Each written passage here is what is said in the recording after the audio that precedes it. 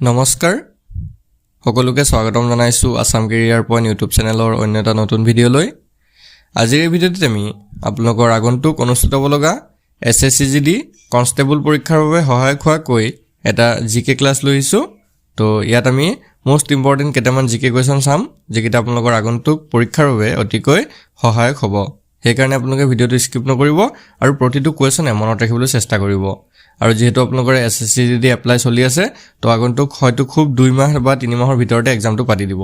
আৰু এতিয়াৰ পৰা যদি আপোনালোকে ভালদৰে প্ৰিপাৰেচন নকৰে তেতিয়াহ'লে কিন্তু আপোনালোকৰ সিলেবাসটো কমপ্লিট নহ'ব আৰু এইবাৰো আপোনালোকৰ সিলেকশ্যনটো নহ'বও পাৰে।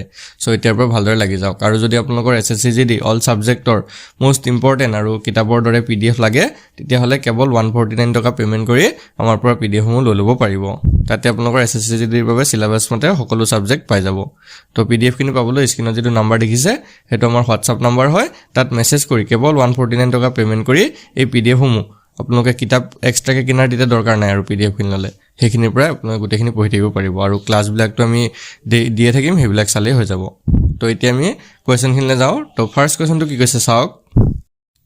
হু was the first Indian ruler to accept subsidiary alliance offered by Lord Wellesley in 1798? 1798 চনত লৰ্ড ৱেলেছলিয়ে আগবঢ়োৱা সহযোগী মিত্ৰতা গ্ৰহণ কৰা প্ৰথম ভাৰতীয় শাসক কোন আছিল? তো ইয়াৰ শুদ্ধ উত্তৰটো হৈছে option D, Nizam of Hyderabad. অৰ্থাৎ হায়দৰাবাদৰ নিজামে সেই অফাৰটো গ্ৰহণ কৰিছিল। Next question, which Indian state is the largest producer in the world of the golden coloured মুগা চিল্ক? সোণালী ৰঙৰ মুগা ৰেচম বিশ্বৰ ভিতৰতে সৰ্বাধিক উৎপাদনকাৰী ভাৰতীয় ৰাজ্যখন কোনখন হয়? তো এইটো আমি সকলোৱে জানিব লাগে। অপশ্যন এটো কাৰেক্ট হ'ব আমাৰ অসম। দেশৰ মুঠ মুগা উৎপাদনৰ 95% অসমৰ পৰা প্ৰদান কৰা হয়। সেইটো 2017 চনৰ যিটো GI টেগ হৈছিলে সেই টেগটোৰ মতে মানে 95% যিটো মুগা সূতা সেইখিনি অসমৰ পৰাই যায়। তো নেক্সট কুৱেশ্যনটো চাওঁ। Which of the following statement is against the democratic process of election? তলৰ কোনটো বক্তব্য নিৰ্বাচনৰ গণতান্ত্ৰিক প্ৰক্ৰিয়াৰ বিৰোধী হয়? তো ইয়াত এটাকে আমি পঢ়ি চাম। তো ইয়াৰ যিটো শুদ্ধ উত্তৰ হ'ব লাগে সেইটো হৈছে option C, the right to vote should be given to the selected people only. অৰ্থাৎ ভোটাধিকাৰ কেৱল নিৰ্বাচিত লোককহে দিব লাগে। Next question, the main occupation of Palaeolithic people was মানে অল্ড ষ্টোন এজ। ঠিক আছে, পুৰা পাথৰ যুগ যিটো পুৰণি শিল যুগ বুলিও কোৱা হয়, সেই লোকসকলৰ মূল বৃত্তি কি আছিল? তো ইয়াৰ ৰাইট এনচাৰটো হৈ যাব অপশ্যন বি, হাণ্টিং অৰ্থাৎ চিকাৰ কৰা। Next question, vitamin C is also' known as. Vitamin C আন কি নামেৰে জনা যায় বা ভিটামিন চিৰ আন এটা নাম কি হয় সুধিছে। অপশ্যনবিলাক চাব, চাইট্ৰিক এচিড নে এস্কৰ্বিক এচিড নে কাৰ্বনিক নে ফলিক এচিড। তো ইয়াৰ কাৰেক্ট এনচাৰটো হৈছে অপশ্যন বি, এস্কৰ্বিক এচিড। ঠিক আছে, ভিটামিন চি আৰু এটা কথা মনত ৰাখিব, ভিটামিন চিটো পানীত দ্ৰৱীভূত ভিটামিন হয়। পৰীক্ষাত কেতিয়াবা আহিব পাৰে যে পানীত দ্ৰৱীভূত ভিটামিন কোনটো হয়, তো সেইটো ভিটামিন চি হ'ব।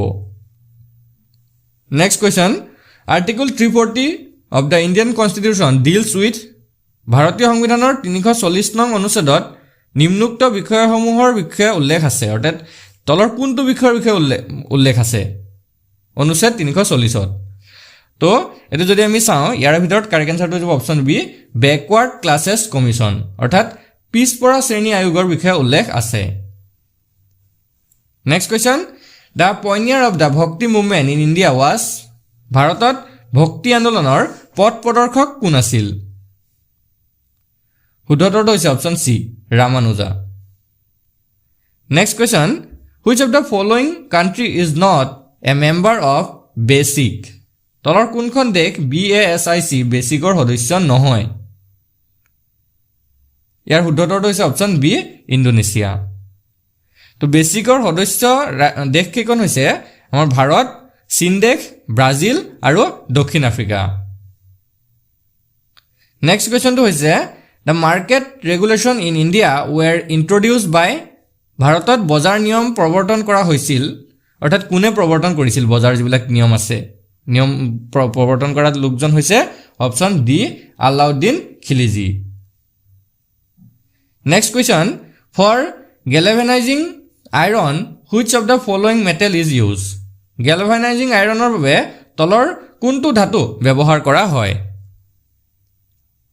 ইয়াৰ কাৰেক্ট এনসাৰটো হৈ যাব অপশ্যন এ জিংক ধাতু ব্যৱহাৰ কৰা হয় গেলভেনাইজেশ্যন হৈছে এনে এক প্ৰক্ৰিয়া য'ত মৰিচা ৰোধ কৰিবলৈ জিংকৰ সুৰক্ষামূলক স্তৰ লোহাত প্ৰয়োগ কৰা হয়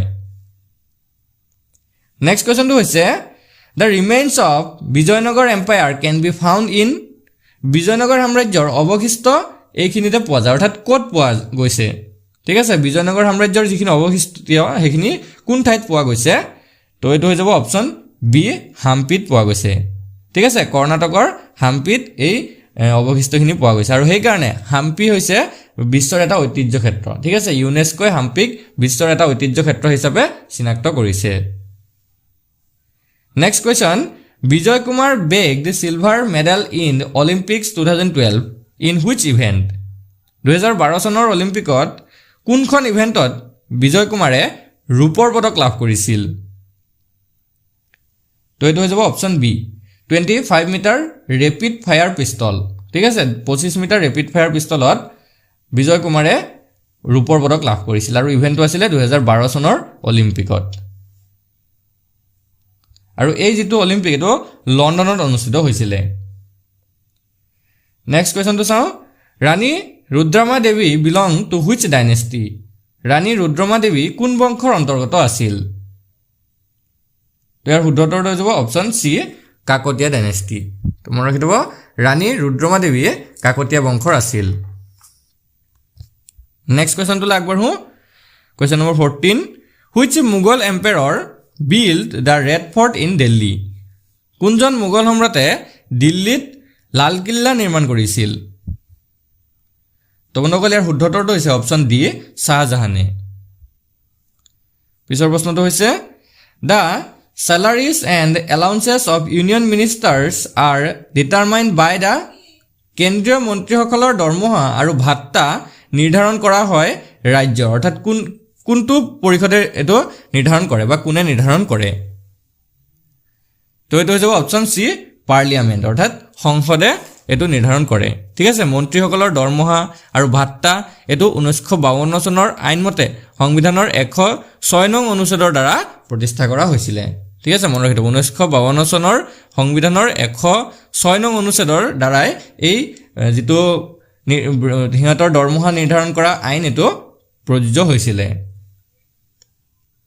Next question, the concept of welfare state is included in the Constitution of India in the অৰ্থাৎ কল্যাণকামী ৰাষ্ট্ৰৰ ধাৰণাটো ভাৰতৰ সংবিধানত অন্তৰ্ভুক্ত কৰা হৈছে অৰ্থাৎ ক'ত অন্তৰ্ভুক্ত কৰা হৈছে মৌলিক অধিকাৰত নে মৌলিক কৰ্তব্যত নে প্ৰস্তাৱনাত নে নিৰ্দেশনামূলক নীতিত তো এইটো হৈ যাব অপশ্যন ডি ডাইৰেক্টিভ প্ৰিন্সিপলত অৰ্থাৎ নিৰ্দেশনামূলক নীতিত অন্তৰ্ভুক্ত কৰা হৈছে next question who own the Rajiv Gandhi Sadbhavan Award for his contribution towards promotion of communal harmony and peace in July 2013 2013 চনৰ জুলাই মাহত সাম্প্ৰদায়িক সম্প্ৰীতি আৰু শান্তিৰ প্ৰসাৰৰ দিশত আগবঢ়োৱা অৱদানৰ বাবে কোনে ৰাজীৱ গান্ধী সাধভাৱনা বঁটাটো লাভ কৰিছিল তো তেখেত হৈছে option A Azmat Ali Khan Next question, which of these element is not a noble gas?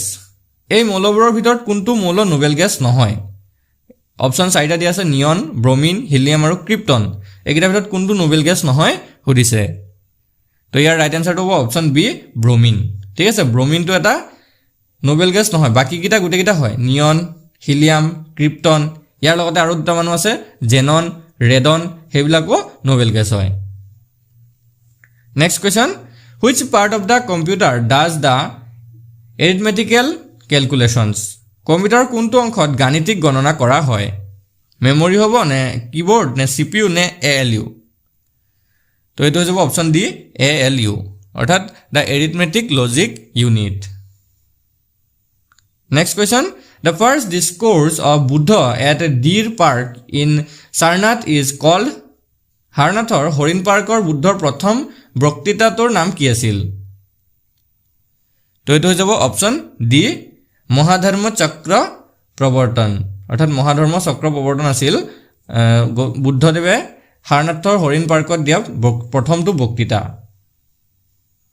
Next question the western education was introduce in India by ভাৰতত পশ্চিমীয়া শিক্ষাৰ প্ৰৱৰ্তন কেতিয়া হৈছিল বা কাৰ দিনত হৈছিল তো এইটো হৈ যাব অপচন ডি লৰ্ড বেণ্টিঙৰ দিনত হৈছিল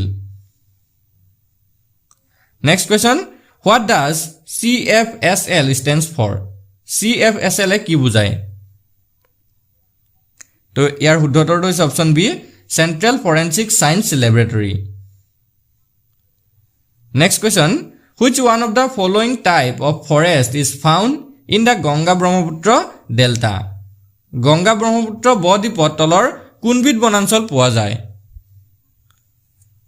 তো এই কাৰেক্ট আনসাৰটো হৈ যাব অপচন সি মেনগ্ৰোভ ফৰেষ্ট অৰ্থাৎ মেনগ্ৰোভ অৰণ্য পোৱা যায় next question the SI unit of force is বলৰ SI একক কি হয় ঠিক আছে ফোৰ্সৰ SI একক কোনটো হ'ব তো এইটো হৈছে অপচন বি নিউটন মনত ৰাখিব বলৰ SI একক হৈছে নিউটন বা কেতিয়াবা অকল n বুলিও আহিব পাৰে next question estimates of national income in India are prepared by ভাৰতত ৰাষ্ট্ৰীয় আয়ৰ আনুমানিক হিচাপ প্ৰস্তুত কৰা হয় তো এটো কোনে প্ৰস্তুত কৰে ঠিক আছে ৰাষ্ট্ৰীয় আয়ৰ যেটো আনুমানিক হিচাপ এটো কোনে প্ৰস্তুত কৰে পৰিকল্পনা আয়োগে না বিত্ত মন্ত্ৰালয় নে ৰিজাৰ্ভ বেংকে নে কেন্দ্ৰীয় পৰিসংখ্যা সংস্থাই তো এটো হৈ যাব অপচন ডি সেন্ট্ৰেল ষ্টেটিকেল অৰ্গানাইজেশ্যন অৰ্থাৎ কেন্দ্ৰীয় পৰিসংখ্যা সংস্থাই এই যিখন ৰাষ্ট্ৰীয় আয়ৰ আনুমানিক হিচাপ হেখন প্ৰস্তুত কৰে next question secularism in the Indian context means that